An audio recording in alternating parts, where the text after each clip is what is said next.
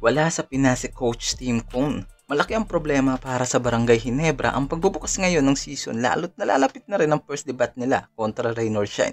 Bukod sa naging mga tune-up game nila, tila malaki pa rin ang naging kakulangan ng mga ito pagdating sa teammate connection. Kahit sa Al Francis Chua, hindi kumbinsido sa tinatakbo ngayon ng Barangay Ginebra team lalo't wala ang head coach nila na si Coach Tim Cone.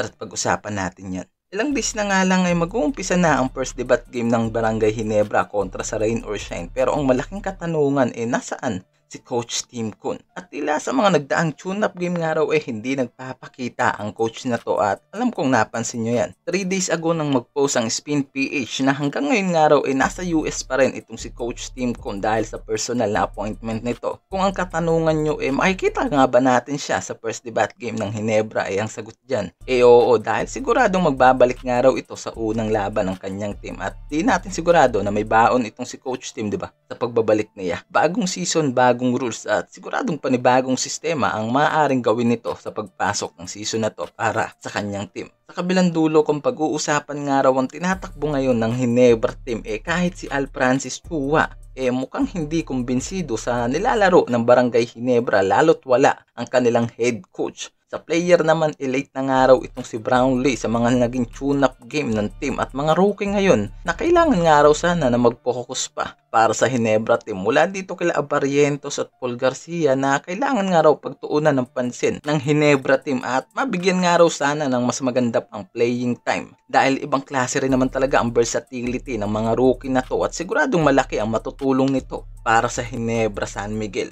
Bukod dyan sa mga naging tune-up game nga raw ng Ginebra kapansin-pansin nga na pagdating sa connection ng mga players talagang nanibago pa ang mga ito lalo't may nadagdag, may mga nabawas sa team. At paano nga raw tatakbo ng maayos ang team kung wala ang pinakaulo nito? Kaya nga malaking kawalan na kahit sa mga tune-up game wala ang head coach nila na si Coach Tim na nagpapatakbo nito and what if pa kaya kung mag-umpisa ang first debate game kontra Rain or Shine na wala ang coach na to, diba? Talagang miscommunication ang mangyayari sa unang laban ng mga ito. Pero alam naman natin, diba, na sa Barangay Ginebra isa ang team na to pagdating sa mga players talagang binibigyan din nila ng magandang opportunity ang mga ito na mabigyan ng magandang playing time sa game. Mapa-bench player o rookie pa yan siguradong mabibigyan ng magandang time sa loob ng court. Kaya nga ngayon mas sinisikap ng mga to na mas pagandahin pa ang takbo pagdating sa mga players at mas pinopokus nga raw ng mga ito ang problema nila pagdating sa magiging pagbabago ng sistema pagdating sa mga players na nadagdag. Dahil kung yung mga veterano lang naman ang iisipin wala nang pag-uusapan nga raw dito dahil ilang taon na rin nagsasama ang mga to sa Ginebra team. Isipin mo sila Thompson, Brownlee, Aguilar, Malonzo at iba pa na matagal nang nagsama-sama at siguradong kapana nila ang isa't isa para sa team ng Ginebra. Kaya nga ngayon mas nagpo-focus nga raw ang mga ito sa magiging panibagong takbo at connection ng mga ito sa mga nadagdag nilang mga players, maparuki man yan o trade players. At sigurado naman tayo, di ba, na makikita natin si Coach Tim